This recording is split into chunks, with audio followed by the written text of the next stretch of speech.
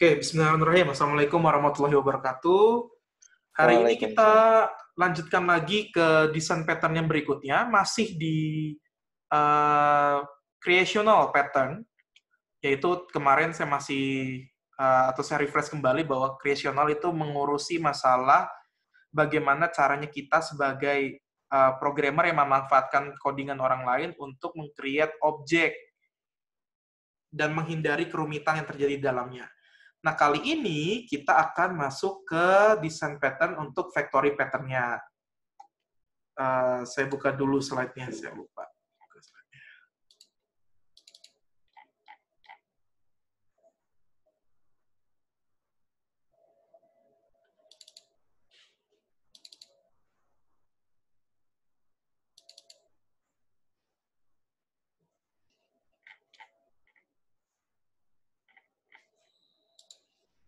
Nah, inti dari si factory pattern ini, sebetulnya dia tugas utama dari si factory pattern ini adalah dia menghiding implementasi yang rumit dari sebuah objek.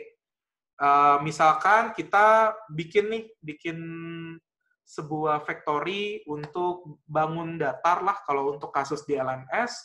Nah, kita itu sebagai penggunanya, sebagai pengguna dulu ya saya bahasnya ya, sebagai pengguna dari factory pattern itu nantinya tinggal memesan aja, tolong buatkan objek yang bentuknya persegi, tolong buat bangun datar yang bentuknya lingkaran, tolong buat bangun datar yang bentuknya segitiga.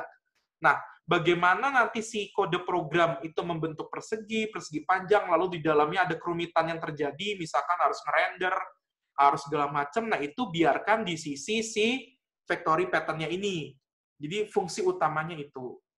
Sehingga nanti orang yang menggunakan kode program yang kita bangun, itu bisa dengan mudah menginstansiasi objek tanpa harus tahu kerumitannya, itu kata kuncinya. Nah ini. Kegunaan factory nanti di dalam sebuah factory pattern itu ada factory method, di mana factory method ini akan jadi hook ya, yang dimanfaatkan. Hook itu berarti nanti kan yang dimanfaatkan oleh si orang yang menggunakan kode program yang kita bangun. Disinilah nanti kita tempat memesan mau bentuk objek yang seperti apa. Ya kan tidak harus bangun datar, bisa makanan, bisa minuman, bisa apa ya, tergantung objek apa yang diurusi di dalam suatu domain masalahnya. Nah, ini adalah structure umum dari sebuah factory method, di mana ada creator. Creator itu nanti ada sebuah kelas khusus, di dalam kelasnya akan ada factory methodnya, di mana nanti kita akan bikin if then else, untuk bisa membedakan kalau customer mau pesen objek 1 harus input apa, kalau misalkan mau objek 2 harus input apa, dan seterusnya.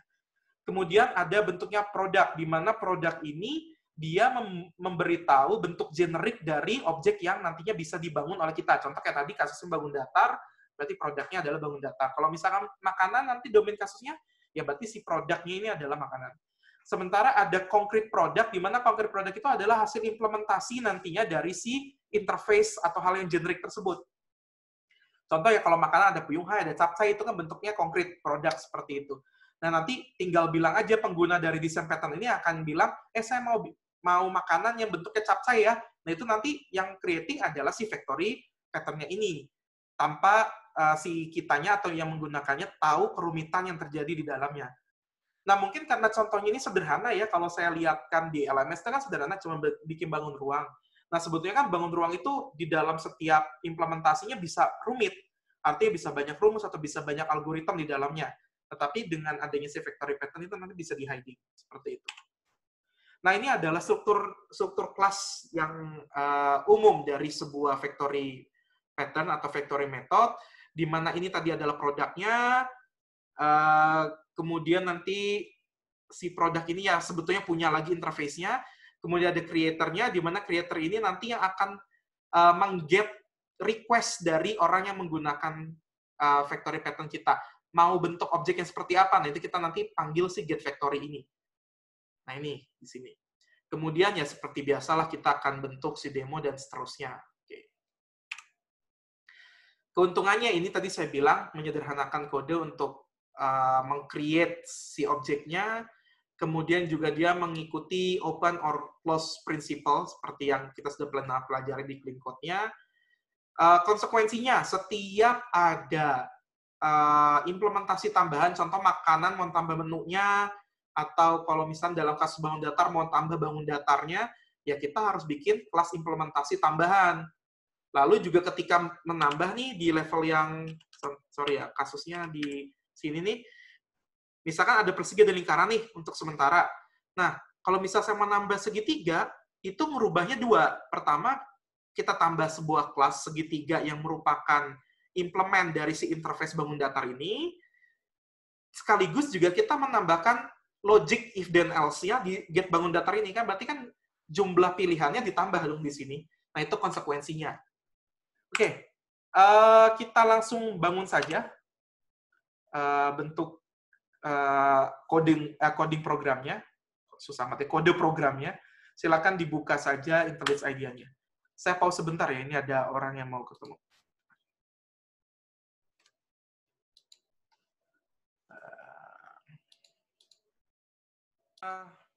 Oke, sebelum kita mulai ngodingnya, buka IntelliJ IDEA-nya, plus juga dibuka struktur kelas diagramnya. Ini penting, jadi kita harus bisa baca kelas diagram itu dengan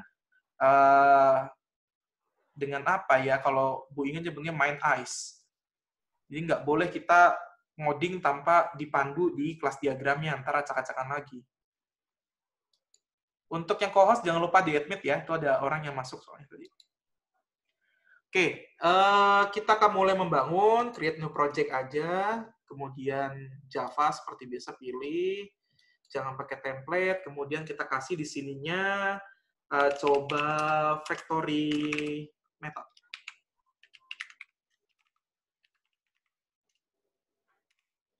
Oke, kalau sudah, tinggal kita bikinkan dulu. Nah, cara membuatnya, selalu kalau saya bilang, kita mulai dulu dengan yang generiknya, baru yang keimplementasinya.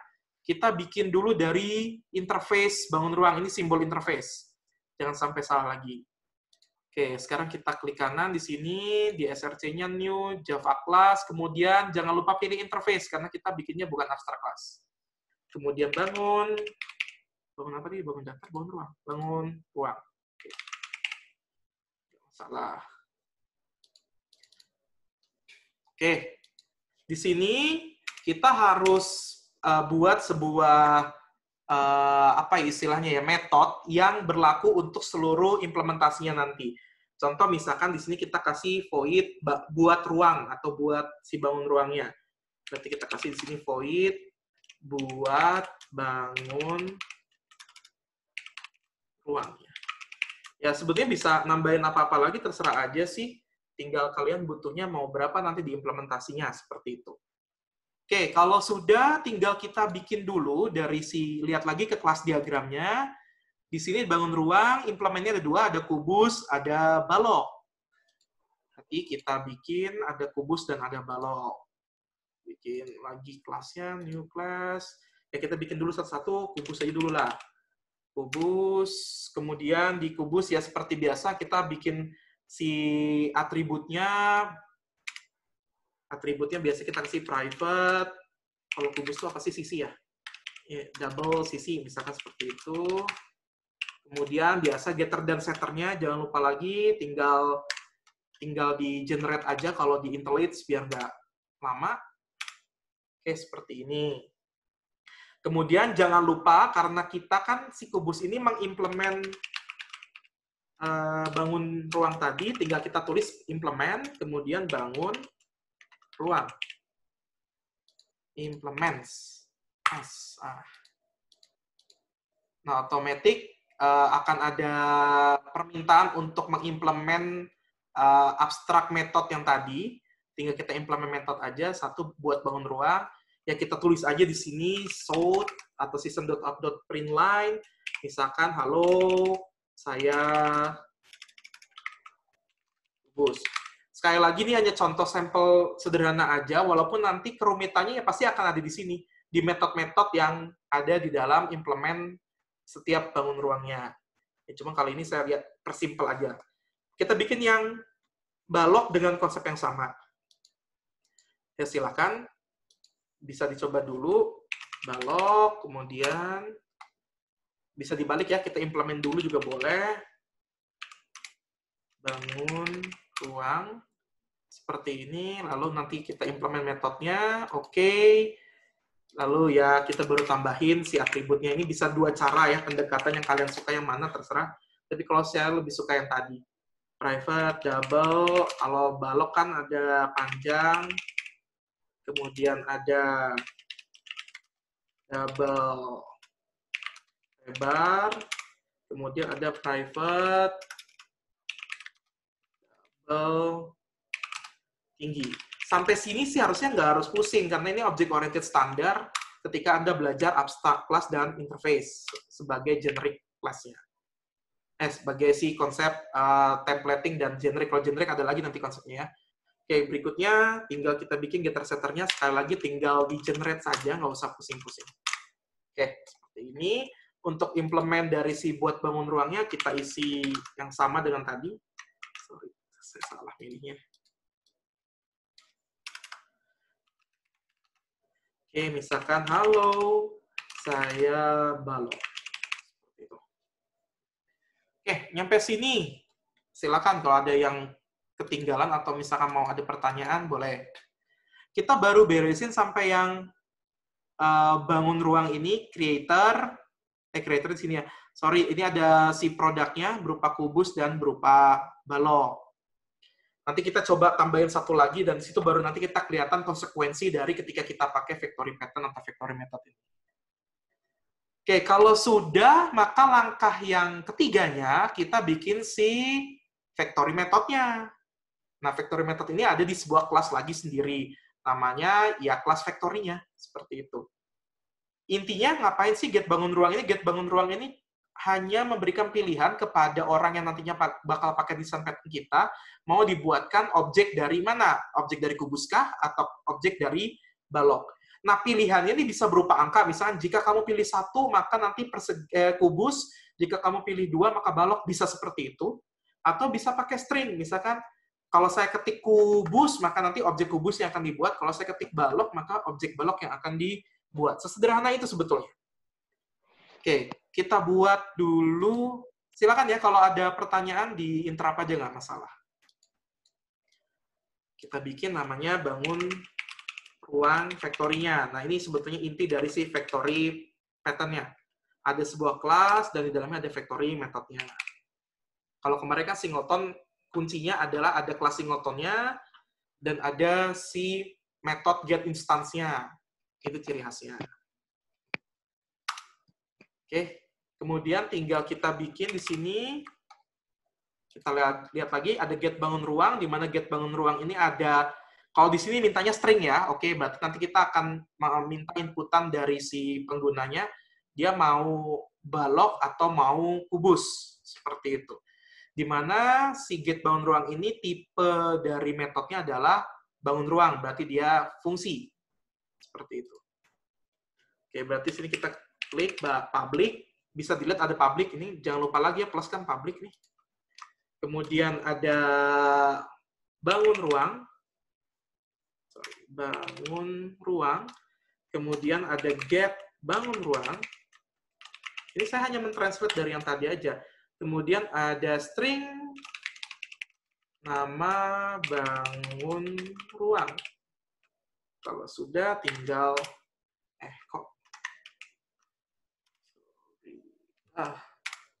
Oke.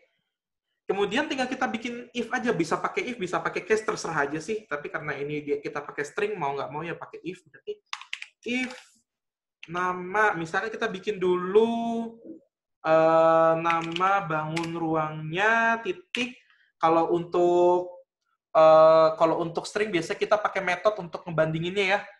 Bisa pakai equals atau bisa pakai equals ignore case. Apa bedanya? Kalau equals itu berarti harus sama persis stringnya. Dia case sensitif. Tapi kalau mau tidak case sensitif, berarti kita pakai yang equals ignore case. Ya, kalau saya lebih suka yang ignore case, supaya nanti orang mau ngetik kubus huruf kecil, huruf besar, atau mau pakai alay font, nggak masalah. Oke, kalau sudah, di sini misalkan kok persegi, sorry. Bangun ruang itu tadi apa? Kubus. Nah, seperti ini. Maka dia akan, boleh pakai ini, boleh enggak ya, karena cuma satu baris sebetulnya.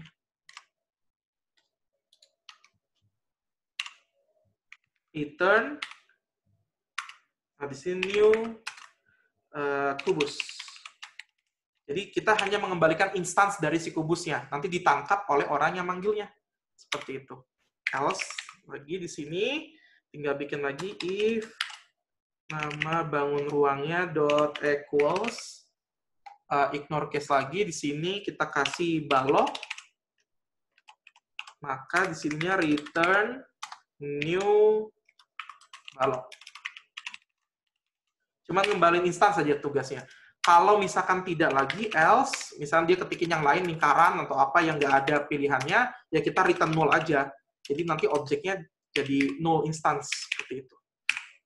Oke. Nah, ini yang tadi saya bilang konsekuensinya. Kalau kita nambah, ini kan cuma duanya, ada kubus atau balok. Kalau misalnya kita tambah lagi, misalkan bola, gitu ya, bangun ruang berupa bola, ya di sini pun akan nambah else if-nya. Nah, itu konsekuensi. Semakin banyak instansi yang kita tawarkan ke penggunanya, semakin panjang juga logik yang harus kita buat, seperti itu. Dan cuman kan kalau menurut aku sih ini masih aman ya, karena merubahnya di satu tempat, seperti itu. Itu enaknya kalau kita pakai design pattern. Oke, kalau sudah tinggal kita bikin demonya terakhir, yang kelas bangun ruang factory demo. Cara membaca kelas diagram jangan dilihat dari atas, posisi atas atau bawah ya, tapi dilihat dari garisnya. Itulah kenapa tadi kita bikin bangun ruang dulu, baru kita terakhir bikin bangun ruang factory demo. Padahal kalau dari gambar, saya sengaja taruh bangun ruang factory demo ini di bagian atas. Kalau kalian kan biasanya bikin si kode programnya itu dilihat berdasarkan posisi atau letaknya. Itu salah. Dilihat dari arah garis dan bentuk garisnya seperti apa. Oke, kalau sudah tinggal kita bikin bangun ruang factory demonya. Ini sebetulnya enggak juga ya, karena kan sebetulnya 3 konsep ini udah cukup untuk si factory pattern-nya. Ini hanya untuk ngebuktiin aja, testernya lah. Seperti itu. Bangun ruang factory demo. Oke, seperti biasa, kita punya method main-nya di sini. Kemudian kita bikin dulu, kita instance dulu dari bangun ruang factory ini. Kan karena kita memanggilnya bukan dari balok atau kubus, atau dari interface, tapi kita panggil dari si bangun ruang factory ini. Berarti kita harus, kalau memanggil yang get bangun ruangnya, kita harus punya instance dari si kelas bangun ruang factory. Bangun ruang factory, misalkan di sini ruang factory sama dengan new bangun ruang factory, seperti ini. Oke, kalau sudah, tinggal nanti kita mau bikin apa. Misal saya mau bikin bangun ruang, jadi membuat atau mendeklar objeknya bukan dari kubus atau balok atau dari interface bangun ruang, dari si bangun ruang factory, tapi dari si bangun ruang interface-nya. Saya pengen bikin bangun ruang yang bentuknya adalah misalkan kubus. Nah, baru di sini kita panggil titik sama dengan ruang factory titik get bangun ruang, ya kita isi. Berarti kita isi kubus seperti itu. Atau misalnya jangan kubus lah di sininya, misalkan bangun ruang 1 lah biar kalian enak seperti itu. Berarti bangun ruang 1 ini nanti akan diisi dengan kubus. Ketika kita munculkan south gitu ya, kemudian bangun ruang 1 titik buat bangun ruang, ya dia nanti akan hai saya kubus tadi tulisannya ya, kalau nggak salah saya nggak lupa. Bangun ruang 1 titik buat bangun ruang. Line void, oh sorry. Bener void, so public void buat bangun ruang, sistem halo saya kubus. Sebentar ya, kenapa error ini? Oh, titik komanya kurang. Oke, yang ini kenapa lagi? Bangun ruang. Cannot resolve. Oh, sorry. Karena dia void, ngapain aku pakai system.out.print dan langsung dipanggil aja. Berarti bangun ruang 1 titik buat bangun ruang. Nah, udah cukup seperti ini. Kita play.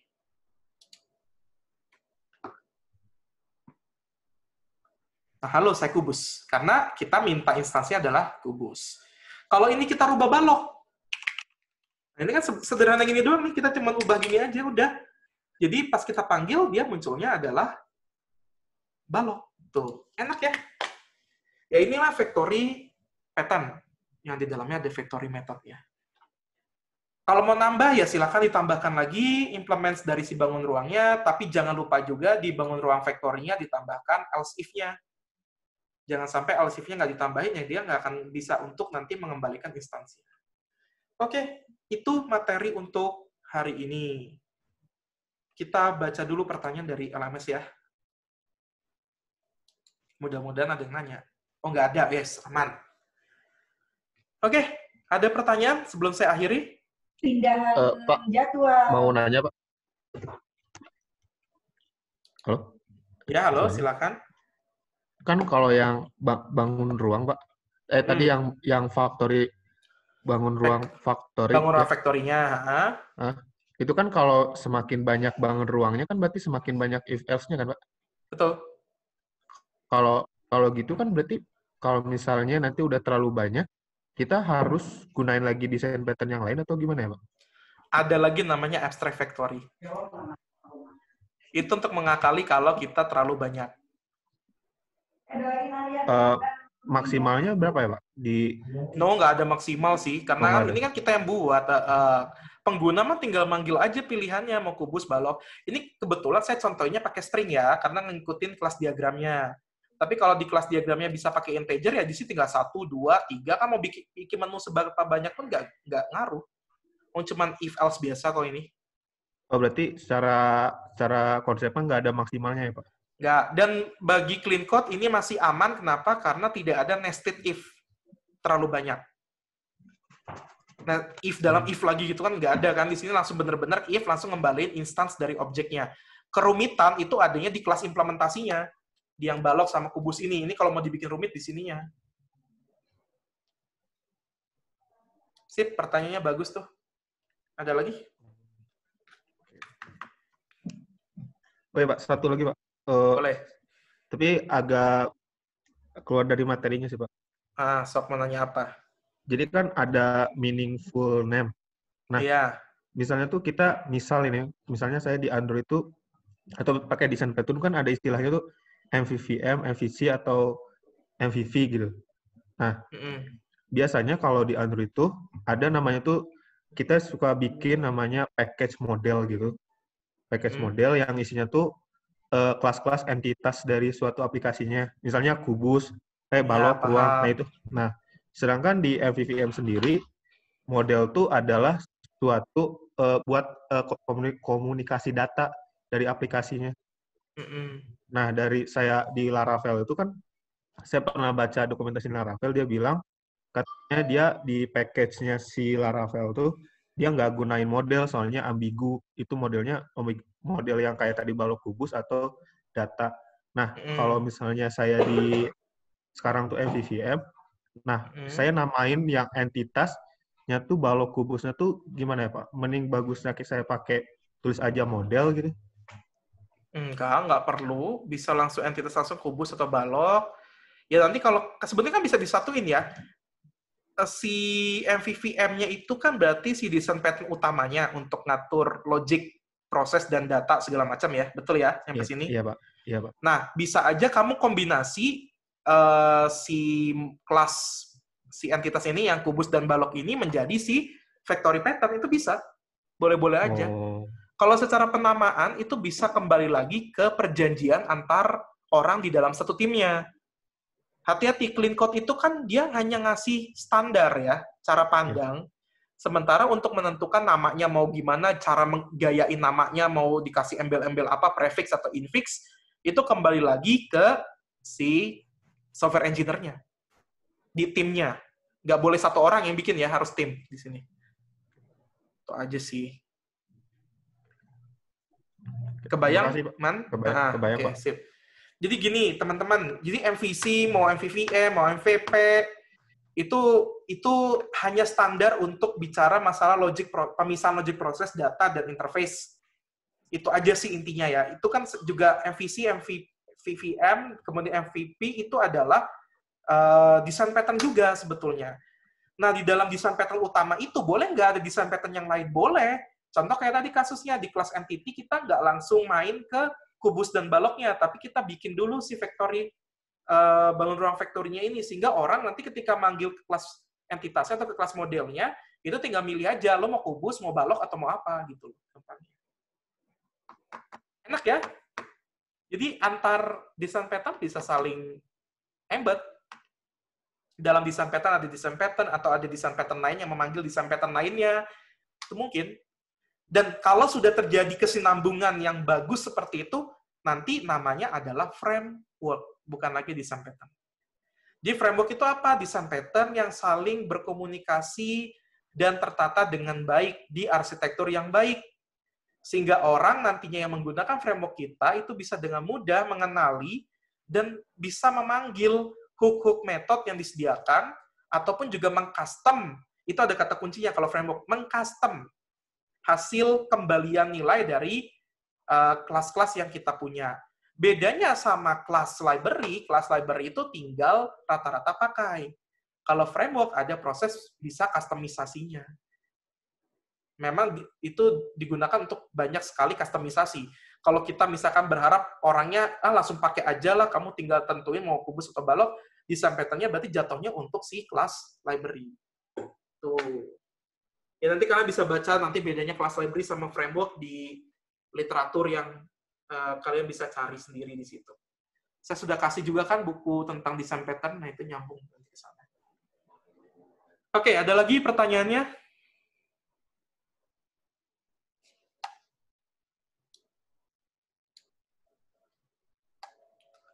Kalau sudah tidak ada pertanyaan, hari ini saya akan publish tugas besarnya. Tugas besarnya simple, kalian cari satu domain masalah, misalkan dalam hal bisa perpustakaan, bisa universitas, bisa apalah, terserah kalian mau ngapain. Lalu nanti per masing-masing jenis dari desain pattern, contoh creational pattern, kemudian ada structural pattern, nanti yang minggu depan kita akan pelajari, kemudian ada behavioral pattern, Anda cari masing-masing minimal 3 dari masing-masing, atau minimal sejumlah kelompok Anda. Jadi misalnya gini, kelompok Anda ada 3 orang, ya berarti minimum dari per masing-masing jenis itu ada 3, seperti itu. Kalau bisa lebih dari itu, lebih bagus. Dan jangan hanya terpaku di 2 desain pattern yang saya ajarkan, karena kan kalau saya kenapa ngajarinya cuma 2, ya karena terbatas waktu pertemuan. Sebetulnya selain 2 yang kita bahas, ada lagi yang banyak, ada abstract factory, ada media pool, ada segala macam, itu ada banyak lagi lah, sekitar masih ada 7 lagi yang bisa kalian pelajari dari si creational pattern ini. Saya akan mulai buka ya tugasnya. Kelompoknya samakan saja dengan yang sudah-sudah, seperti itu. Waktu pengumpulannya sampai akhir minggu kedua UAS. Jadi saya berikan waktunya panjang sekali. Apa yang dikumpulkan, dokumen. Nanti saya upload lah ke LMS biar kalian nggak usah pusing-pusing mencatat, seperti itu. Minggu depan kita belajar structural pattern ya. Dibaca lagi structural pattern, structural pattern. Contohnya saya udah contohin 2 di situ kalau nggak salah, apa ya, adapter atau apa ya, saya kurang lupa lah. Saya lupa. Tinggal dilihat lagi aja. Oke. Kalau tidak ada pertanyaan, ada pertanyaan lagi nggak nih sebelum saya tutup nih?